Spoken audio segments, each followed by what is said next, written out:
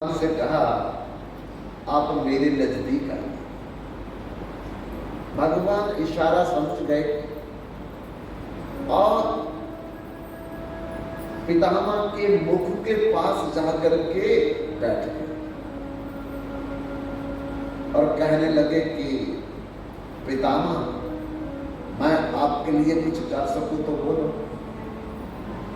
पितामह ने कहा कि करने की कोई जरूरत नहीं है, बस इतना बताओ कि मुझे कौन से कर्म का फल मिल रहा, जबकि मैंने जीवन में कभी पाप नहीं किया, जीवन में कभी भी किसी को बुरा भला नहीं बोला, जीवन में कभी भी किसी के साथ अन्याय नहीं किया।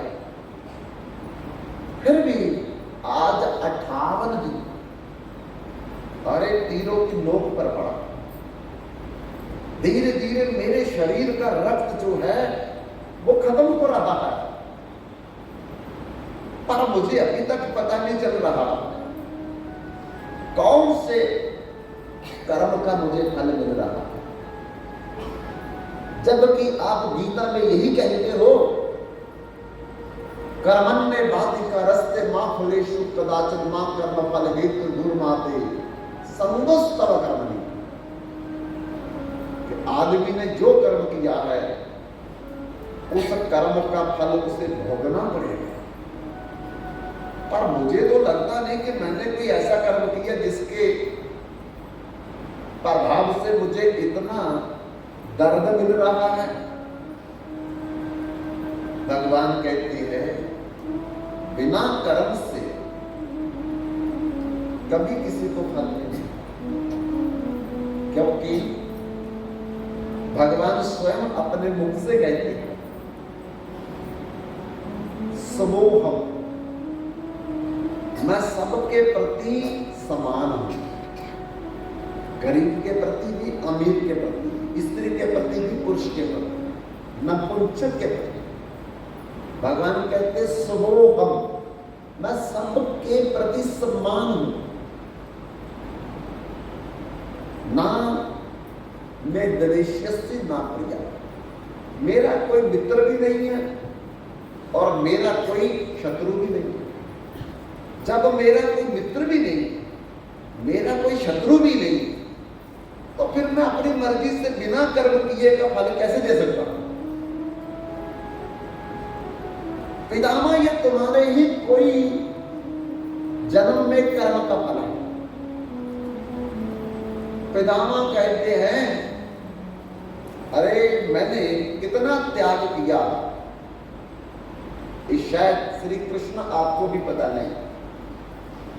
बंधु पिछली बार पितामह बताने लगे हैं भगवान कृष्ण को कि एक समय हस्तिनापुर के राजा शांतनु थे और वो गंगा के किनारे भ्रमण कर रहे थे और भ्रमण करते करते राजा शांतनु ने एक कन्या को देखी और जाकर के बोलने लगे उस कन्या से, देवी तुम कौन हो? इस निर्जन जगह में, एकांत जगह में अकेली घूम रही हो, तुम्हारे माता पिता कौन है? तो उस कन्या ने पूछा राजा शांतनु से, आप कौन है? राजा शांतनु ने कहा कि मैं हस्तिनापुर का राजा हूं, मेरा नाम शांतनु है और मैं चाहता हूं कि तुम हस्तिनापुर की रानी बनो।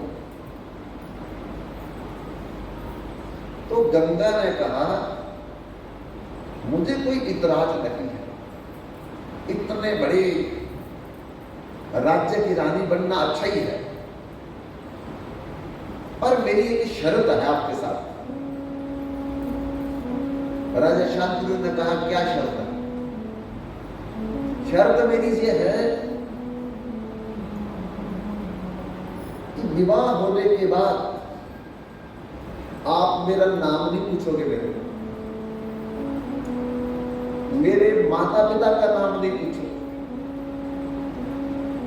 मेरे घर का पता भी नहीं पूछोगे। मैं विवाह के बाद अच्छा करूं या बुरा करूं, आप मुझे टोकोगे नहीं। जिस दिन आप मेरे को टोकोगे उसी दिन मैं आपको छोड़ करके चली जाऊंगी। गंगा जी ने राजा शांतनु से प्रश्न किया कि मुझे अच्छा करूं बुरा करूं, हित करूं अहित करूं, मुझे नहीं रोकना आपने। मेरा नाम क्या है ये सारी जिंदगी नहीं पूछोगे आप। मैं किसकी पुत्री हूं, मेरे माता पिता कौन है, बिल्कुल नहीं पूछोगे आप। मेरा घर कहां है ये भी नहीं पूछोगे। अगर तुम्हें मेरी शर्त मंजूर है तो मैं आपकी रानी बनने के लिए तैयार हूं। राजा शांतनु तो उस कन्या से विवाह करना चाहते थे, इसलिए कहा कि मैं कभी भी तुम्हारा नाम पूछूंगा, मैं कभी भी तुम्हारे माता पिता का नाम पूछूंगा, तुम्हारा घर का पता पूछूंगा, और तुम हित करो अहित करो, अच्छा करो बुरा करो, मैं तुम्हें कभी नहीं रोकूंगा। इसलिए कभी कभी हम लोग भावुक होकर के कई निर्णय ले लेते हैं, और भाव में लिया हुआ निर्णय कभी कभी बाद में बड़ा परेशान करता है। ऐसा ही राजा शांतनु ने भी भाव में आकर के कर लिया। तब गंगा राजा शांतनु के साथ हस्तिनापुर चली गई और वहां जाकर के गंगा का विधिवत राजा शांतनु से विवाह हुआ। अब गृहस्थ जीवन में रहने लगे। गंगा और राजा शांतनु, पहले बालक ने जन्म लिया, उसी दिन गंगा ने क्या किया, उस बालक को रात के 2:30 बजे गोद में उठाया और उठा करके गंगा की तरफ चल पड़ा।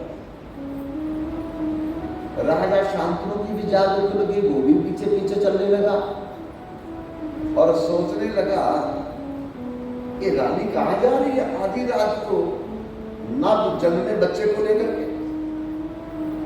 लेकिन बोल नहीं सकते, पूछ नहीं सकते, क्योंकि पूछेंगे तो चली जाएगी। तो गंगा ने क्या किया, उस नव जन्मे बच्चे को, अभी एक भी दिन का नहीं हुआ, तो जाके गंगा में डुबो दिया। लेकिन राजा शांतनु बड़े दुखी हुए पुत्र के वियोग में, पर कुछ बोल नहीं सकते। गंगा भी चली आई अपने घर में, राजा भी आ गया। फिर अगली बार एक बालक ने जन्म लिया, तो रानी ने फिर उसको रात्रि को उठाया 2:30 बजे और गंगा की तरफ चल पड़ी। राजा शांतनु ने भी देखा, पीछे पीछे चलने लगा। दूसरे बालक को भी गंगा में जाकर के बहा दिया। राजा शांतनु दूसरी बार भी देखता रहा, पर कुछ बोल नहीं सकता। ऐसे करते करते 7 बच्चों को रानी ने गंगा में डुबो दिया। लेकिन शांतनु बड़ा दुखी है। अरे 7 बच्चों का वियोग है, एक एक करके रानी ने गंगा में डुबो दिया। जब बंधु 8वें बालक ने जन्म लिया तो उसी प्रकार गंगा गोद में उठा करके रात को ले चली। शांतनु राजा पीछे पीछे चलने लगे और इस बार जब गंगा उस बच्चे को पानी में डुबोने लगी तो शांतनु ने हाथ पकड़ लिया। अब की बार शांतनु से रहा नहीं गया और हाथ पकड़ लिया और कहने लगा, तुम कैसी मां अपने बच्चों को अपने हाथों से मार रही, ऐसा तुम क्यों कर रही हो? अरे देवी तुम कौन हो? तब गंगा ने उसे डुबोया नहीं, अपनी गोद में ले लिया और लेकर के राजा शांतनु से बोलने लगी कि राजा, विवाह करने से पहले मैंने शर्त रखी थी आपसे कि मुझे रोकोगे नहीं, टोकोगे नहीं। आज आपने मुझे रोक भी दिया, टोक भी दिया, इसलिए आज ही मैं आपको छोड़ करके जा रहा हूं। पर अब जाते जाते मैं सुना देती हूं आपको कि मैं कौन हूं और मैं इन बच्चों को क्यों डुबो रही थी पानी में। तो गंगा बोलने लगी राजा शांतनु से, मेरा नाम गंगा है। राजा पूर्व जन्म में इसी हस्तिनापुर के एक राजा हुए हैं जिसका नाम था राजा प्रदीप, और उनकी पत्नी का नाम था सुनंदा। विवाह के बड़े वर्ष चले गए लेकिन कोई संतान नहीं हुई। आखिरी में राजा रानी बड़े दुखी हुए कि आप पुत्रस्य गतिर्नास्ति पुन्ना नाम नरकाल त्रयते इति पुत्रा। हमारे बाद हमारी गति कौन करेगा, पिंड कौन करेगा, श्राद्ध कौन करेगा, अंत्येष्टि कौन करेगा, मुख अग्नि कौन देगा, हर को चिंता तो रहती है कि पुत्र के बिना कौन करेगा ऐसा।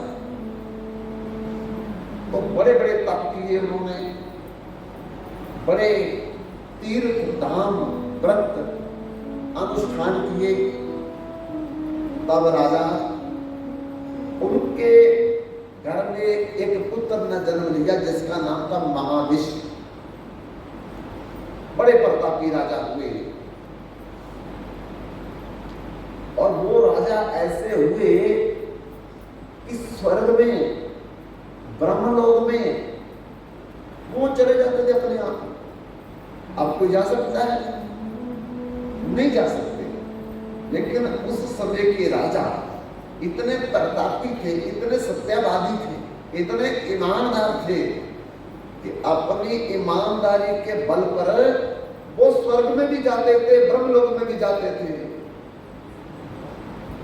लेकिन अब नहीं जा सकते क्योंकि वो गुण नहीं रहे हमारे अंदर। तो आप एक दिन आपके पिता जो अपने आपके जो पिता थे महाविष्णु, वो चले गए ब्रह्मलोक में और ब्रह्मा के साथ तुम बैठे थे। मैं भी उस समय वहां आई और सारे देवता भी बैठे थे, राजा महाविष्णु भी बैठे थे। लेकिन जब मैं आई तो सबने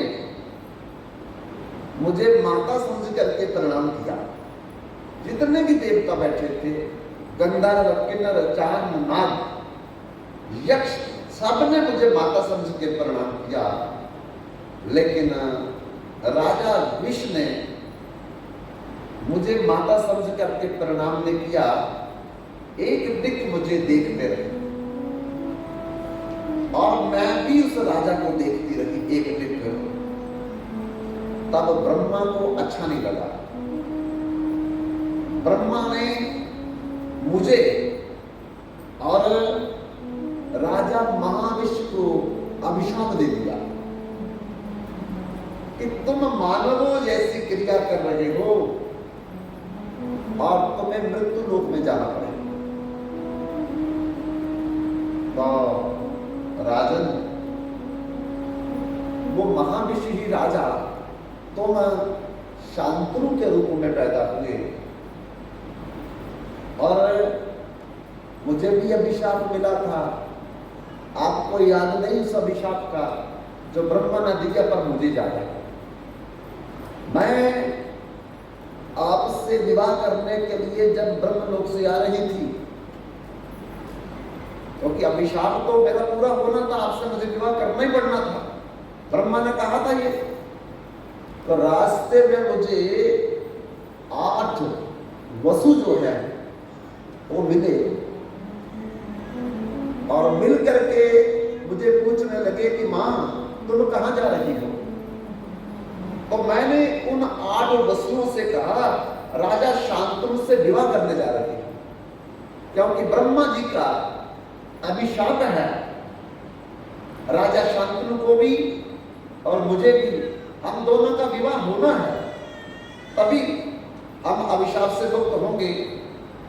तो राजा शांतनु तो जन्म ले चुके हैं, पहले जन्म में वो महाविष थे, अभी मुझे भी वहां जाकर के उससे विवाह करना है।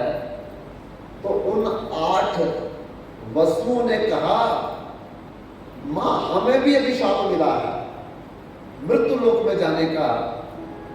क्या अभिशाप मिला? मैंने उनसे पूछा। उन्होंने कहा कि वशिष्ठ जी की एक कामधेनु गाय थी और साथ में बछड़ा भी था। हम 8 भाई और 8 हमारी पत्नियां, हम वशिष्ठ जी के आश्रम से गुजर रहे थे और वो कामधेनु गाय और बछड़ा हमें बड़ा अच्छा लगा। हम 8 ने मिलकर के उसको चुरा लिया। वशिष्ठ जी के आश्रम से लेकर जब हम चुरा करके ले गए, वशिष्ठ जी को खबर मिली और ध्यान लगा करके देखा, हमें पहचान लिया और फिर हमें पकड़ लिया गया। पकड़ करके वशिष्ठ जी ने हमें 8 को अभिशाप दे दिया कि तुमने मानवों जैसा काम किया है और जाओ तुमको मृत्यु लोक में जाकर के जन्म लेना होगा। हम 8 भाइयों को जब ऋषि वशिष्ठ जी का अभिशाप मिला, हम चरण पकड़ करके रोने लगे। वशिष्ठ जी के, लेकिन वशिष्ठ जी को दया आ गई और दया में आकर के उन्होंने कहा कि ठीक है, तुमको जन्म तो लेना ही होगा मृत्यु लोक में, क्योंकि मेरा अभिशाप त्रिकाल सत्य है, बच तो नहीं पाओगे आप, पर तुम जन्म लेते ही अभिशाप से मुक्त हो जाओगे। जन्म लेते ही तुम मुक्त हो जाओगे अपने अभिशाप से। तो एक हमारा बड़ा भाई जिसका नाम था प्रभास वसु, उसने अपने अपराध का प्रायश्चित नहीं किया। तो वशिष्ठ जी ने कहा कि ये जो 8वां वाला तुम्हारा बड़ा भाई है, इसको लंबे समय तक पृथ्वी पर रहना पड़ेगा, बाकी 7 के 7 जन्म लेते ही वापस आ जाएंगे और फिर वसु बन जाओगे। तो हे राजन, उन 8 भाइयों ने, 8 वसुओं ने मुझे कहा हम पृथ्वी में किसी माता के कोख से जन्म नहीं लेना चाहते। आप ही तो जा रही हो राजा शांतनु की रानी बनने, और हम चाहते हैं कि आपकी कोख से हम जन्म लें और जन्म से ही आप हमें गंगा में डुबो देना और फिर हम अभिशाप मुक्त हो जाएंगे। और इसलिए हे राजा शांतनु, मैं एक एक बालक को जन्म लेते ही गंगा में डुबो देती थी, और डुबोती नहीं थी मैं, वो अभिशाप से मुक्त करती थी। जैसे मैं जल में छोड़ती थी वो वसु बनकर के ऊपर चले जाते थे, जैसे मैं डिबोती थी वैसे वो वसु बनकर के ऊपर चले जाते थे स्वर्ग में। वो मरे नहीं, अभिशाप मुक्त हुए। लेकिन ये जो 8वां बालक है, ये उन 8 वसुओं का बड़ा भाई प्रवास है। ये अभी मुक्त नहीं होगा अभिशाप से, ये आएगा वापस, पर अभी भी मैं तुमको राजा दूंगी, मैं समय आने पर इसे वापस करूंगी। अभी मैं अपने साथ इसे ले जा रही हूं शिक्षा दीक्षा देने के लिए। बंधुओं, उसी समय राजा शांतनु को छोड़ करके गंगा उस 8वें पुत्र को गोद में लेकर के गंगा में अंतर्धान हो गई। राजा शांतनु बड़े दुखी रहने लगे गंगा के वियोग में, और रोज जिस जगह गंगा जल में अंतर्धान हो गई थी उसी जगह जाकर के खड़े होकर के देखते रहते सुबह से शाम तक, और शाम को फिर वापस आ जाते। मन में था कि हो सकता है गंगा द्वारा वापस आ जाए, लेकिन बड़े वर्ष चले गए, और एक दिन राजा शांतनु हर दिन की तरह गंगा के किनारे देख रहे थे। तो देखते देखते उन्होंने देखा कि गंगा का जो जल है वो किसी ने आगे से बांध बना करके रोक दिया, लेकिन किसने रोका, क्यों रोका, ये नहीं पता लगा राजा शांतनु को। और राजा शांतनु उस जगह पर जाकर के देखने लगे, और देख करके हैरान हो गए। एक नौजवान लड़का अपने तीरों से बांध बना रहा था, और जिससे गंगा का जल सारा रुक गया था। राजा शांतनु ने उस बालक के पास जाकर के पूछा कि हे प्रतापी बालक, तुम कौन हो और यहां ऐसा क्यों कर रहे हो? अभी वो कुछ जवाब देते तो उसी समय उस गंगा के जल से गंगा देवी प्रकट हो गई, और उस बालक की कलाई पकड़ करके राजा शांतनु के पास ले आई है कि राजा, पहचाना मेरे को, मैं कौन हूं? राजा शांतनु ने कहा, अरे मेरे 8 बालकों की तुम माता हो, मैं कैसे नहीं तुमको पहचानूंगा। तो गंगा ने कहा, ये बालक तुम्हारा 8वां पुत्र है, जिसको मैं दीक्षा और शिक्षा के लिए ले गई। विश्वामित्र ने इसको शस्त्र विद्या दी है, और वशिष्ठ ने इसको शास्त्र विद्या दी है, और परशुराम ने इसको दीक्षा दी है। इसलिए हे राजा शांतनु, इस बालक को तुम अब ले जाओ, इसका नाम रखा है देवव्रत। और गंगा फिर अंतर्धान हो गई। राजा शांतनु देवव्रत को लेकर के हस्तिनापुर आया, और गंगा के वियोग में फिर भी दुखी रहते थे। और एक दिन राजा शांतनु गंगा के किनारे भ्रमण करते करते करते करते जमुना के किनारे चले गए, और जब जमुना के किनारे गए तो उस क्षेत्र में राजा शांतनु ने कमल में जो प्राग रहता है उसकी खुशबू को महसूस किया और सोचने लगे यहाँ कमल के फूलों का कोई बगीचा होगा, तालाब होगा, जिस कारण कमल में रहते पराग की खुशबू आ रही है। पर उस तालाब को देखने के लिए जैसे राजा शांतनु आगे बढ़े, तालाब तो मिला नहीं, पर जमुना में एक किश्ती थी और उस किश्ती पर एक नौजवान कन्या बैठी, उसके शरीर से खुशबू निकल रही थी। और वो कौन थी कन्या? दास राज की पुत्री सत्यावती थी। बंधुओं, ये सत्यावती मछली के शरीर से पैदा हुई थी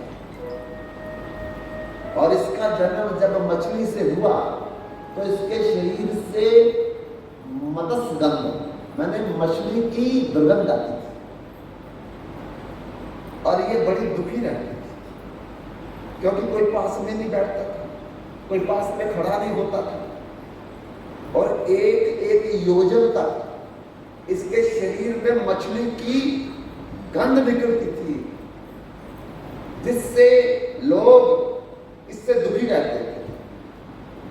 तब क्या हुआ, एक दिन इनके पिता जिन्होंने पाला था दासराज,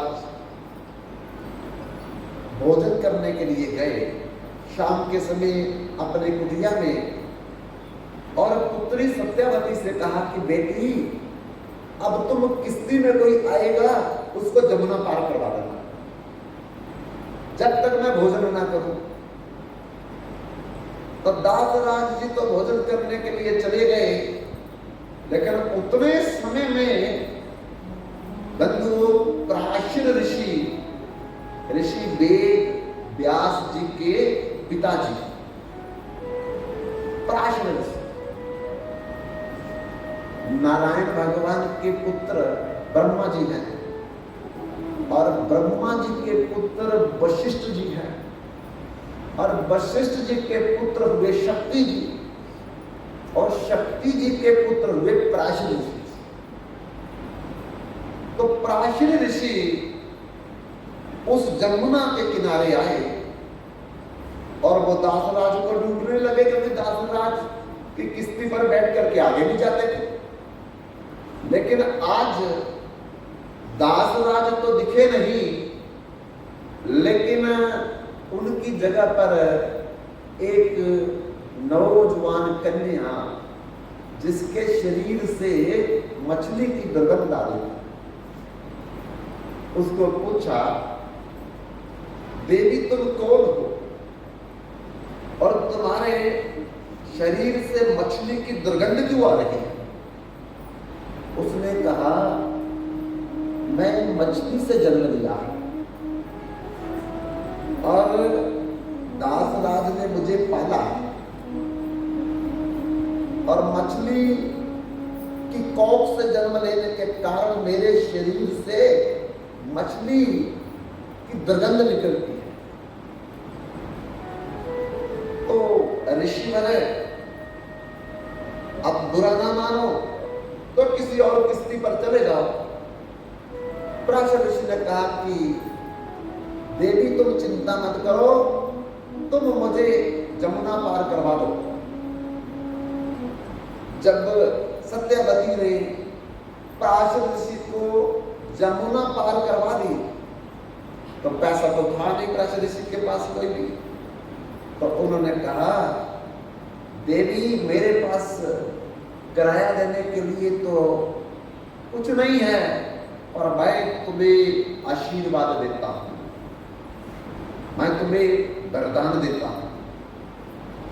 जैसे तेरे शरीर में मछली की दुर्गंध आ रही है, अब मछली की दुर्गंध नहीं आएगी, इसमें पद्म के फूल में रहने वाले प्राण की सुगंध आएगी। और ऋषि ने ऐसे सर पर हाथ रखा, अब दुर्गंध की जगह पद्म गंध आने लगी। तो उस दिन से उसका नाम पड़ गया योजन पद्म गंगा। पहले था योजन मत्स्य गंगा, अब पड़ गया उसका नाम योजन पद्म गंगा। एक एक योजन तक, एक एक योजन का मतलब है 16 किलोमीटर तक उसके शरीर से पद्म के अंदर रहने वाले प्राण की सुगंध आती थी। तो उसी सुगंध को अनुभव करते हुए राजा शांतनु जो है वो सत्यवती तक पहुंच गए और उसको देख करके पूछने लगे कि देवी तुम कौन हो और तुम्हारे माता पिता कौन है। तो सत्यवती ने कहा मैं माता पिता को जानती नहीं, पर मुझे इतना पता है कि मेरे पालने वाले मेरे पिता दासराज हैं और मेरा नाम सत्यवती है। मैं पिता के भोजन करने तक या विश्राम करने तक इसी किस्ती को चला करके यात्रियों को आर पार करते हूं। तब राजा शांतनु ने सत्यवती से कहा मैं तुमसे विवाह करना चाहता हूं, तुझे मंजूर है? सत्यवती ने कहा कि देखो राजन, ये निर्णय मेरे हाथ में नहीं है। मेरे पिताजी दासराज हैं, जहां मेरा विवाह करेंगे मैं वही करूंगा। अगर तुमको मेरे से विवाह करना है तो मेरे पिता को पूछना पड़ेगा, मेरे पिता दासराज से अनुमति लेनी पड़ेगी।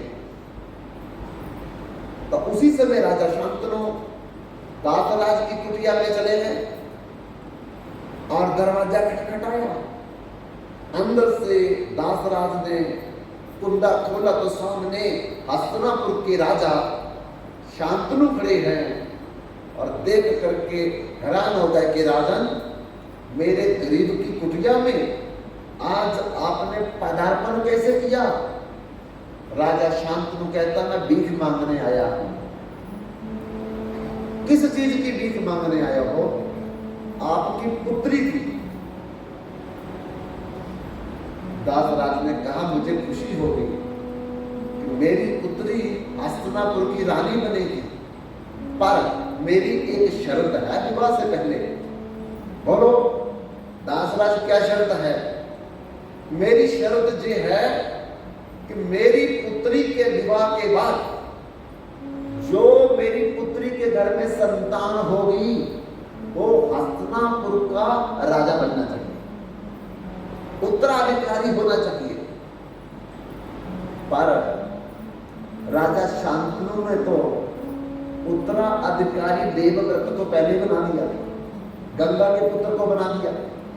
वो तो पहले घोषित कर चुके थे कि मेरे बाद उत्तराधिकारी देवव्रत होगा। तो राजा शांतनु ने कहा कि ये अधिकार मेरे पास नहीं है, ये अधिकार तो मेरे पुत्र देवव्रत के पास है, मैं उसको उत्तराधिकारी बना चुका हूं। और दासराज ने कहा ये आपकी राजन समस्या है, हमारी समस्या यही है। हमारी तो शर्त यही है कि हम अगर आपसे विवाह करेंगे अपनी पुत्री का, तो फिर मेरी पुत्री के घर में जो संतान पैदा होगी वही हस्तिनापुर का राजा होना चाहिए। अब राजा बेचारा दुखी होकर के हस्तिनापुर चला गया, लेकिन एक बार सत्यवती को देख लिया था। अब राजा रोज रोज देखने के लिए आते हैं, पर देखो राजा होते हुए भी जबरदस्ती भी कर सकते थे दासराज के साथ, लेकिन ऐसे राजा थे हमारे, जब तक दासराज खुद नहीं मानेंगे तब तक सत्यवती का पानी ग्रहण नहीं करेंगे। ये देखो कितना बड़ा ये अनुभव है हमारे पूर्व के राजाओं का। तब रोज आते हैं, लेकिन दूर से सत्यवती को देखते हैं, पास भी कभी नहीं गए। और सुबह आते सारा दिन देखते रहते हैं शाम को वापस चला जाता है। कई वर्ष बीत गए, लेकिन राजा को चिंता यही है कि मेरा विवाह नहीं हो सकता। गंगा भी चली गई छोड़ करके, सत्यावती से विवाह नहीं हो सकता। तो राजा धीरे धीरे कमजोर होने लगे, धीरे धीरे राज काज के कार्यों में मन कम लगाने लगे। और प्रतिदिन वो महल से निकलते हैं, सारथी को लेकर के रथ पर सवार होकर के शाम को आते हैं। एक दिन देवव्रत ने सारथी से पूछा कि सारथी सच सच मेरे को बताओ, अरे मेरे पिताजी कमजोर हो रहे हैं, राजकाज में कोई रुचि नहीं दिखा रहे हैं, और रोज सुबह जाते हैं आपके साथ रथ पर सवार होकर के, शाम को आते जाते कहां हैं? सारथी ने कहा, मुझे राजा ने मना किया है, मैं आपको नहीं बता सकता। देवव्रत ने कहा, मैं मानता हूं कि आप राजा के विश्वसनीय सारथी हैं, पर अगर राजा का कोई अहित हो रहा है जिस बात के लिए, क्या आप उसको भी छुपा करके रखोगे? फिर भी सारथी ने कहा कि मैं राजा के साथ विश्वासघात नहीं कर सकता, क्योंकि जब उन्होंने कहा नहीं बताता, मैं नहीं बताऊंगा। देवव्रत ने कहा, राजा केवल तुम्हारा ही राजा नहीं है, वो मेरे भी राजा है, प्रजा के भी राजा है। इसलिए अगर राजा के ऊपर कोई परेशानी आई है, संकट आया है, कष्ट आया है, तो हमारा सबका कर्तव्य है उस राजा के संकट को दूर किया जाए। इसलिए निसंकोच होकर के बताओ मेरे पिता को क्या कष्ट है। तब सारथी ने कहा, तुम्हारे पिताजी दासराज की पुत्री सत्यावती से विवाह करना चाहते, पर दासराज की शर्त है कि विवाह के बाद सत्यावती की संतान ही हस्तिनापुर का उत्तराधिकारी होना चाहिए। पर राजा ये नहीं करना चाहते, क्योंकि राजा ने तो आपको उत्तराधिकारी बना दिया है। तब देवव्रत ने तुरंत रथ को पकड़ा और रथ पर सवार होकर के दासराज के पास चले गए और जाकर के दरवाजा खटखटाया। दासराज ने कुंडा खोला तो पहले तो राजा शांतनु को देखा था, इस बार उनके पुत्र देवव्रत को देखा। आओ देवव्रत, मेरे इस गरीब की कुटिया में आपका पदार्पण कैसे हुआ?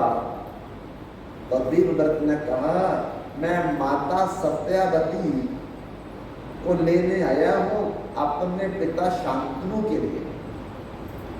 दासराज ने कहा, आपको पिता ने शर्त नहीं निकलाई?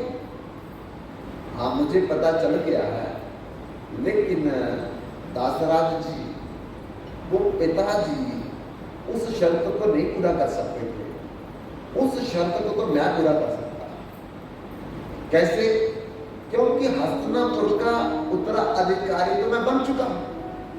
अब मैं आपसे वायदा करता हूं कि माता सत्यावती के घर में जो संतान जन्म लेगी वही हस्तिनापुर का उत्तराधिकारी बनेगा। मैं आपको वचन देता हूं।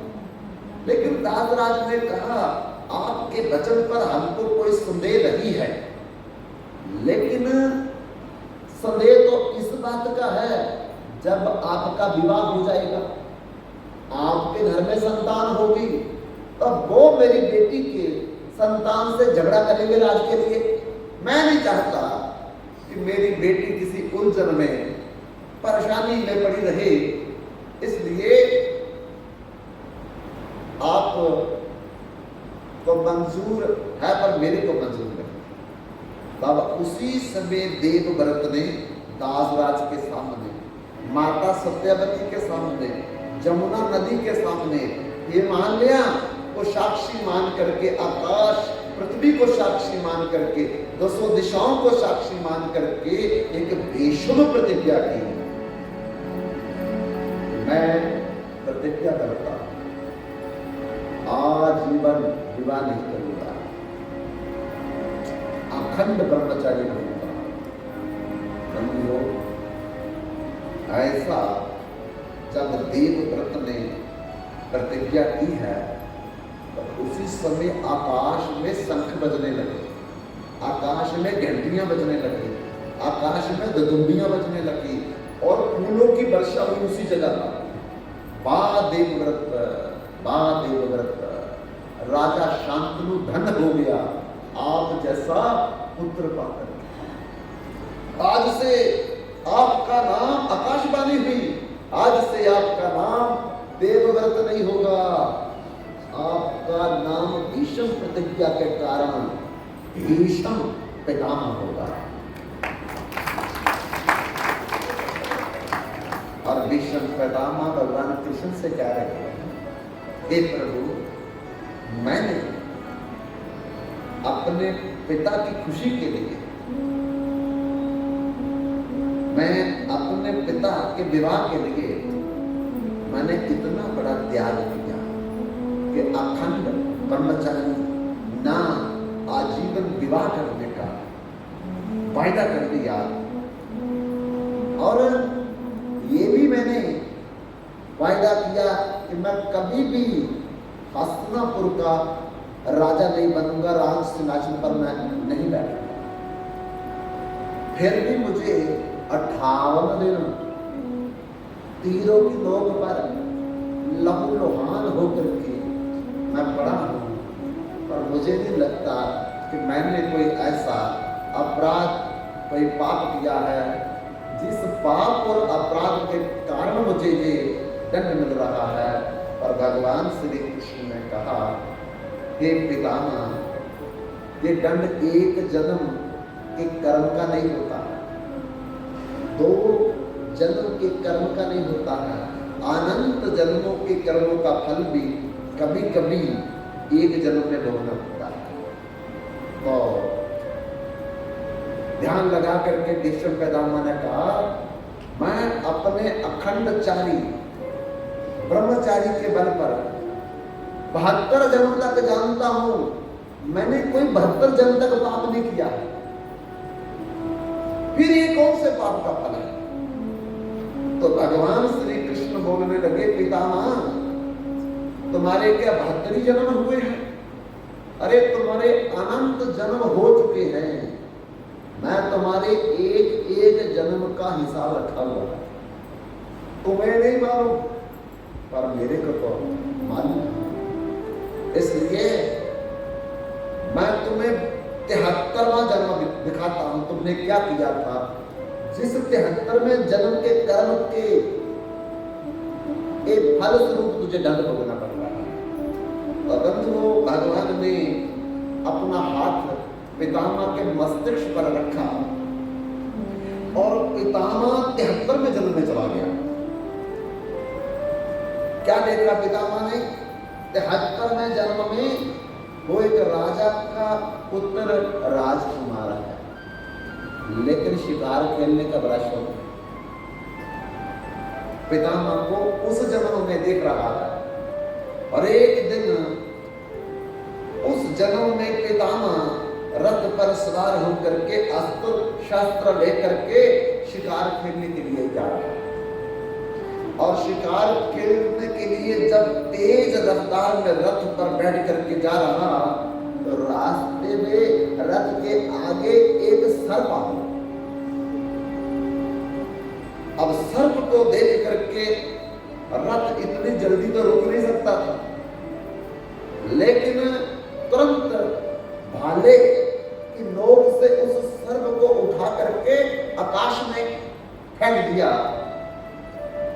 पितामह ने अपने 73 जन्म पहले तो जैसे सर्प को हवा में उछाल करके फेंकता है, तो कीकर का पेड़ था, कीकर के पेड़ के कांटों में जाकर के वो सर्प लटक गया। और बंधुओं,